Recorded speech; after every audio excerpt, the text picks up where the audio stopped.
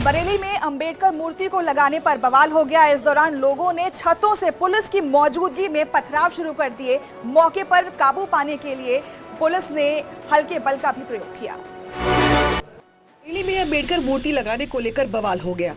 इस दौरान लोगों ने पुलिस की मौजूदगी में छतों से पथराव किया। बताया जा रहा है कि लोगों ने छतों से पेट्रोल बम भी फेंके। वहीं पुलिस ने भीड़ को तीतर बितर करने के लिए टीयर गैस का इस्तेमाल किया।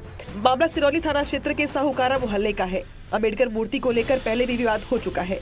दरअसल एक पक्ष के लोगों ने एक छोटे से पार्क में बाबा भीमराव अंबेडकर की मूर्ति की स्थापना कर रहे थे, तभी कुछ लोगों ने बवाल कर दिया।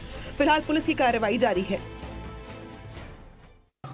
कस्बा सिरौली में एक सार्वजनिक जगह पे बिना अनुमति के कुछ लोगों ने गुपचुप तरीके से रात्रि में एक महापुरुष जी की प्रतिमा को स्थापित करने का प्रयास किया था। उसकी जानकारी पर लोगों से, जो उनके समाज के संभ्रांत व्यक्ति थे, उन लोगों से बातचीत करके उसको बताया गया कि बिना अनुमति के किसी महापुरुष की प्रतिमा सार्वजनिक जगह पर नहीं रखी जाती है। उनमें से कई लोग राजी हो गए थे, कुछ लोग नाराज हो गए और उन्होंने जो है प्रयास किया कि माहौल किसी तरीके से खराब हो। बस्ती में जिला प्रशासन ने अवैध कब्जे को लेकर कार्रवाई शुरू कर दी है। बीजेपी के पूर्व विधायक रवि सोनकर पर सरकारी जमीन पर कब्जे का आरोप है।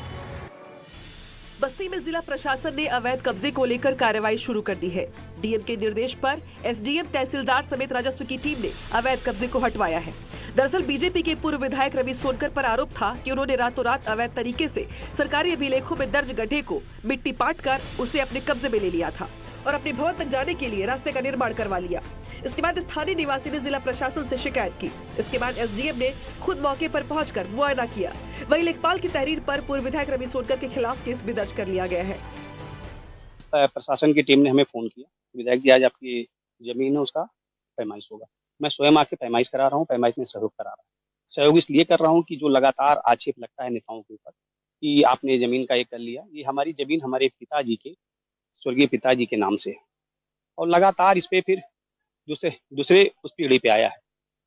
तो इस नाते कहीं ये नहीं कहा जा सकता कि विधायक बनने के बाद मैंने इन सारी संपत्तियों को अर्जित किया।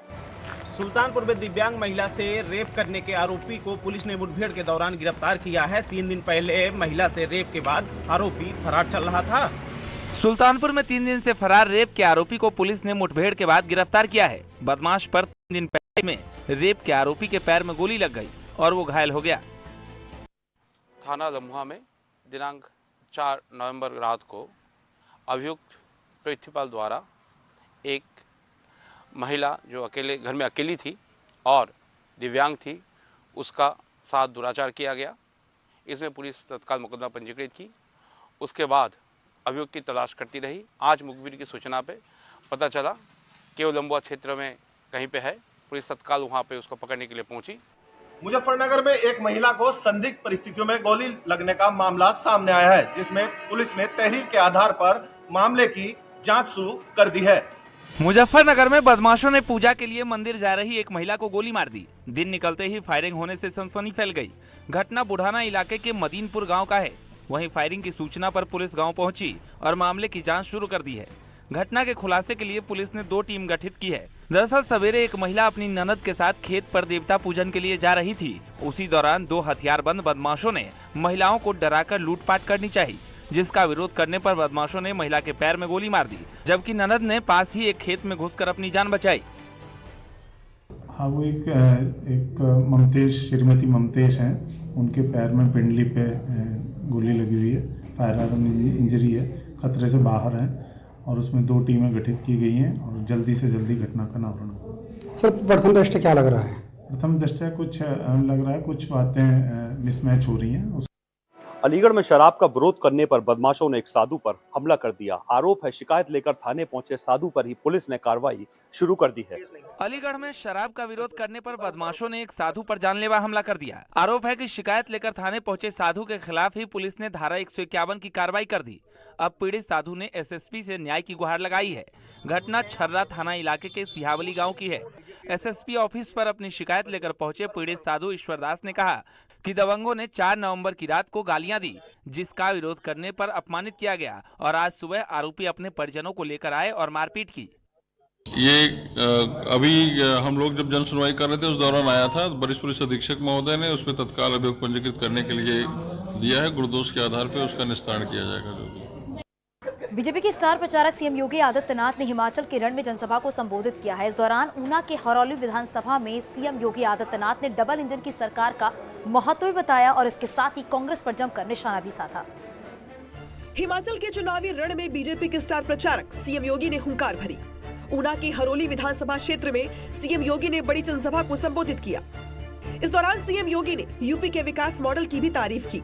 सीएम योगी ने कहा कि डबल इंजन की सरकार के कारण यूपी में विकास के नए कीर्तिमान गढ़े जा रहे हैं। सभा को संबोधित करते हुए सीएम योगी ने राम मंदिर, यूपी में कानून व्यवस्था समेत कई मुद्दों को लेकर हिमाचल की जनता के सामने अपना पक्ष रखा और कांग्रेस पर जमकर वार किया। कांग्रेस ने देश में आतंकवाद की जड़ को पैदा करने के लिए कश्मीर में धारा 370 लगाई थी और कश्मीर में धारा 370 पूरे देश को आतंकवाद का दंश दे दी है। आर्थिक रूप से कमजोर सामान्य वर्ग के आरक्षण पर सुप्रीम कोर्ट ने भी अपनी मुहर लगा दी है। सुप्रीम कोर्ट ने फैसला सुनाते हुए 10% आरक्षण को सही माना है। आर्थिक रूप से कमजोर सामान्य वर्ग के आरक्षण पर सुप्रीम कोर्ट ने बड़ा फैसला सुनाया है। सुप्रीम कोर्ट ने बड़ा फैसला सुनाते हुए ईडब्ल्यूएस आरक्षण को बरकरार रखा। 5 जजों की बेंच में 3 जजों ने सामान्य वर्ग के आर्थिक रूप से कमजोर लोगों को 10% आरक्षण के प्रावधान को सही माना। बहुत ही अच्छा फैसला है और सबसे बड़ी बात है कि जब हमारी सरकार आई 2014 में तो प्रधानमंत्री जी ने लगातार ये बात कही और सबसे पहले ही कहा कि यह सरकार गरीबों को, पीड़ितों को समर्पित है। दरअसल केंद्र सरकार ने संविधान में संशोधन कर सामान्य वर्ग के आर्थिक रूप से कमजोर लोगों के लिए 10% आरक्षण का प्रावधान किया था, जिसके बाद इसे सुप्रीम कोर्ट में चुनौती दी गई थी। माननीय सुप्रीम कोर्ट की संविधान पीठ ने जो आज ईडब्ल्यूएस के रिजर्वेशन के पक्ष में फैसला दिया है, मैं इसका स्वागत करता हूं और इससे सामान्य वर्ग में जो आर्थिक रूप से विपन्न लोग हैं, कमजोर लोग हैं, उनको एक बहुत बड़ी मदद मिलेगी। शाहजहांपुर में लव जिहाद पीड़िता की शिकायत पर पुलिस ने केस दर्ज किया है और आरोपी मुस्लिम युवक की तलाश में। शाहजहांपुर में लव जिहाद का सनसनीखेज मामला सामने आया है। मुस्लिम युवक कफील ने हिंदू लड़की को प्रेम जाल में फंसाया और यौन शोषण कर धर्म परिवर्तन कराने के बाद शादी की। शादी के 2 साल बाद उसने अपने दोस्त के साथ संबंध बनाने के लिए दबाव डाला और बंधक बनाकर उसके साथ मारपीट की। मामला थाना सदर बाजार। अवसर मिला है, सुकून, हमने पेट भर के खाना अब खाया। जब मेरी बेटी मेरे साथ है, कभी इसने मिलने नहीं दिया मेरी बेटी से, कभी बात नहीं करने दी मेरी बेटी से, कभी हाल नहीं पता चलता था, ऐसे ही लोगों से पता चल जाता, इतनी बुरी तरीके से मारता पीटता है। कभी उसने मिलने ही नहीं दिया, ना कभी बात करने दी सर हमसे। सोनभद्र में अवैध खनन की शिकायत के बाद डीएम व एसपी ने भारी फोर्स के साथ छापेमारी की, जिससे खनन माफियाओं में हड़कंप की स्थिति देखने को मिली। सोनभद्र में लगातार अवैध बालू खनन की शिकायत के बाद डीएम और एसपी ने भारी फोर्स के साथ छापेमारी की। इस कार्रवाई से खनन माफियाओं में हड़कंप मच गया। मंडलायुक्त ने 24 घंटे के भीतर अवैध खनन में लिप्त अधिकारियों और अन्य लोगों के बारे में जानकारी मांगी है। बता दें कि चौपन और जुगैल थाना क्षेत्र में प्रशासन को लगातार अवैध खनन की शिकायत मिल रही थी, जिसके बाद मंडलायुक्त के आदेश के बाद ये कार्रवाई की गयी। अगर उसमें नदी तल पे है तो उसका, क्योंकि उनको उसको विजिट भी करेंगे और वहाँ पे जो अभी तक की जो रिपोर्ट है उसके हिसाब से, क्योंकि उनको अपने जो व्हीकल हैं उनको मेन रोड तक ले जाना है, तो उसके लिए रास्ता बनाने का प्रावधान उन लोगों के पास रहता है। तो अगर कहीं पे भी कोई अनियमितता, गलत चीज उन्होंने की है तो वहाँ पे भी हम लोग कार्रवाई। अयोध्या में भगवान राम का भव्य मंदिर निर्माण किया जा रहा है, जिसमें राजस्थान के बंसी पहाड़पुर के पत्थरों का इस्तेमाल किया जा रहा है। अयोध्या में बन रहे भगवान राम के भव्य मंदिर का निर्माण तेजी से हो रहा है, जिसमें राजस्थान के बंसी पहाड़पुर के पत्थरों का इस्तेमाल किया जा रहा है। मंदिर के गर्भगृह में 4,60,000 घनफीट पत्थरों का इस्तेमाल किया जाएगा। फिलहाल 21 लाख घनफीट पत्थरों से संपूर्ण मंदिर का निर्माण हो रहा है। श्री राम जन्मभूमि तीर्थ क्षेत्र ट्रस्ट के महासचिव चंपत राय ने बताया कि संपूर्ण मंदिर में फर्श का काम सफेद मार्बल दुधिया पत्थरों से होगा, जो मकराना मार्बल के नाम से प्रचलित हैं। सफ़ेद रंग का पत्थर है मकराना का। राजस्थान के भरतपुर जिला बयाना तहसील का बंसी पहाड़पुर गांव। हल्के गुलाबी रंग का बलुआ पत्थर, लगभग 4,60,000 घनफुट पत्थर मंदिर में लगेगा। मकराना मार्बल अलग है, मंदिर में जितने फर्श होंगे उसमें भी मकराना का मार्बल सफ़ेद रंग का लगाया जाएगा। ताजमहल पर बंदरों का आतंक लगातार बढ़ता जा रहा है और पर्यटकों में बंदरों का खौफ हमेशा रहता है। बंदरों पर अंकुश लगाने के लिए नगर निगम मिशन चलाने की बात कर रहा है। ताजमहल में बंदरों के आतंक से हर कोई परेशान है। ताज के दीदार को आने वाले पर्यटकों के जहन में हमेशा डर रहता है कि कहीं बंदर हमला ना कर दे। और पुरातत्व विभाग और नगर निगम ने एक सामाजिक संस्था के साथ करार किया है जो ताजमहल के अलावा शहर से करीब 10,000 बंदरों को पकड़ेगी और नसबंदी के बाद उन्हें छोड़ दिया जाएगा ताकि बंदरों की संख्या पर रोक लग सके। इसके लिए करीब 4 करोड़ रुपए का बजट खर्च किया जाएगा। नगर निगम आगरा ने निर्णय लिया है कि ताजमहल को में बंदरों के आतंक को कम करने के लिए वहां से बंदरों को पकड़ के उन्हें बंदीकरण की कार्रवाई कराई जाएगी। इसके लिए वन विभाग से परमिशन मिल गई है और जल्द से जल्द हम वहां पे बंदरों को पकड़वाने की कार्रवाई कराने वाले हैं। बीजेपी के स्टार प्रचारक सीएम योगी आदित्यनाथ ने हिमाचल के रण में जनसभा को संबोधित किया है। इस दौरान ऊना के हरौली विधानसभा में सीएम योगी आदित्यनाथ ने डबल इंजन की सरकार का महत्व बताया और इसके साथ ही कांग्रेस पर जमकर निशाना भी साधा। हिमाचल के चुनावी रण में बीजेपी के स्टार प्रचारक सीएम योगी ने हुंकार भरी। ऊना के हरौली विधानसभा क्षेत्र में सीएम योगी ने बड़ी जनसभा को संबोधित किया। इस दौरान सीएम योगी ने यूपी के विकास मॉडल की भी तारीफ की।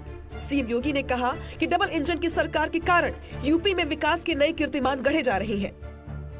सभा को संबोधित करते हुए सीएम योगी ने राम मंदिर, यूपी में कानून व्यवस्था समेत कई मुद्दों को लेकर हिमाचल की जनता के सामने अपना पक्ष रखा और कांग्रेस पर जमकर वार किया।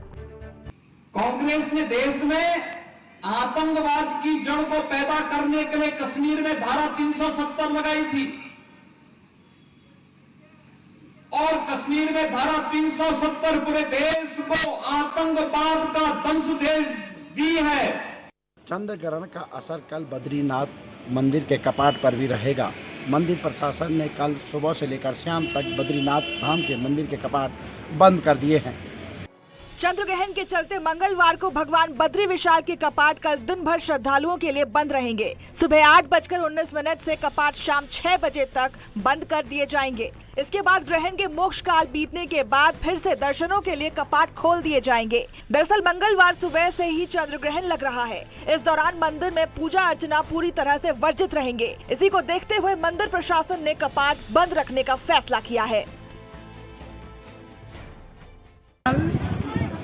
चंद्र ग्रहण के सूतक के कारण भगवान के पावन कपाट और 8:20 से पूर्व और बंद कर दिए जाएंगे और सायंकाल को 6:19 के अनंतर और शुद्धिकरण के लिए खोले जाएंगे और भगवान के मंदिर परिसर का शुद्धिकरण होगा। पंच केदारों में तृतीय केदार भगवान तुंगनाथ के कपाट शीतकाल के लिए बंद हो चुके हैं। अब 9 नवंबर को उनकी डोली मक्कू मठ में विराजमान होगी। पंच केदारों में तृतीय केदार के नाम से विश्व विख्यात भगवान तुंगनाथ के कपाट आज शीतकाल के लिए पौराणिक परंपराओं और रीति रिवाजों के साथ बंद कर दिए गए। कपाट बंद होने के पावन अवसर पर काफी श्रद्धालु भगवान तुंगनाथ के धाम पहुंचे थे। तुंगनाथ धाम में विद्वान आचार्य हक हकूकधारी के साथ वेद पाठियों ने भगवान तुंगनाथ के स्वयंभू लिंग की विशेष पूजा अर्चना कर जलाभिषेक किया और फिर आरती की और शुभ लग्न अनुसार 11:30 बजे भगवान तुंगनाथ के कपाट शीतकाल के लिए बंद कर दिए गए और अब 9 नवंबर को भगवान तुंगनाथ की चल विग्रह उत्सव डोली अपने शीतकालीन गद्दी स्थल मार्कांडेय तीर्थ तुंगनाथ मंदिर मक्कू मठ में विराजमान होंगी। कल 8 तारीख को प्रस्थान करके सुबह प्रस्थान करके परसों 9 तारीख को जो है 8 तारीख को कन्याकुंज में जो है कल रात्रि विश्राम करेगी और परसों 9 तारीख को 1 बजे जो है भगवान तुंगनाथ जी की डोली अपने गद्दी स्थल मक्कू मठ में जो है प्रवेश करेगी। देवों की नगरी काशी आज दियों से दुल्हन की तरह सजी थी। लोगों ने गंगा किनारे पूरे हर्षोल्लास के साथ देव दीपावली मनाई। इस दौरान 21 लाख दीपों से गंगा के घाट रोशन हो उठे। कार्तिक पूर्णिमा के अवसर पर देवाधिदेव महादेव की नगरी काशी में देव दीपावली का पर्व पूरे उल्लास के साथ मनाया जा रहा है। 21 लाख दीपों से काशी इस वक्त जगमगा रही। काशी विश्वनाथ मंदिर को आकर्षक ढंग से सजाया गया है। गंगा के किनारे देव दीपावली का मनोरम दृश्य मानो ऐसा लग रहा है जैसे काशी में दीपावली मनाने देवता स्वयं उतर चुके हैं। क्रूज को अद्भुत तरीके से सजाया गया है। लेजर शो, आतिशबाजी इस दीपोत्सव में चार चांद लगा रहे हैं, जिसे देखने के लिए दूर दूर से लाखों लोग काशी पहुंचे हैं। काशी विश्वनाथ कॉरिडोर बनने के बाद ये पहली देव दीपावली है। देव दीपावली के अवसर पर जल, थल और नभ से काशी नगरी की सुरक्षा के इंतजाम किए गए हैं। सर्दियां शुरू होते ही कश्मीर में सफेद रौनक शुरू हो जाती है। घाटी में बर्फ की सफेद चादर सैलानियों के लिए आकर्षण का केंद्र बनी हुई है। कश्मीर के ऊंचाई वाले इलाकों में पिछले 2 दिनों के दौरान हुई बर्फबारी के बाद पहाड़ों ने सफेद चादर ओढ़ ली है।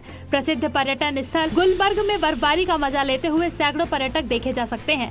सफेद चादर में लिपटी गुलमर्ग की पूरी वादी को देख पर्यटकों के साथ होटल रेस्टोरेंट वाले भी खुश हो गए हैं। बीते 24 घंटे में गुलमर्ग में भारी बर्फबारी हुई है। मौसम विभाग का कहना है कि पश्चिमी विक्षोभ का दबाव अभी भी बन रहा है और कश्मीर के ऊंचाई वाले इलाकों में हल्की बर्फबारी की संभावना अभी भी बनी हुई है।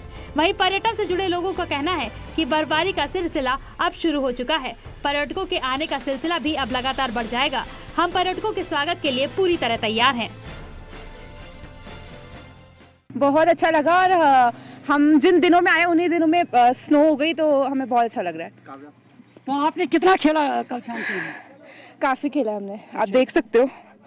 तो यहाँ पे एक और है, आप बताएं क्या कहना चाहेंगे इस बर्फबारी के हवाले से? हमने बिल्कुल एक्सपेक्ट नहीं करा था कि हमारे नवंबर में इतनी जल्दी हमें स्नो देखने को मिलेगी और हम कल आए और आज स्नो गई है।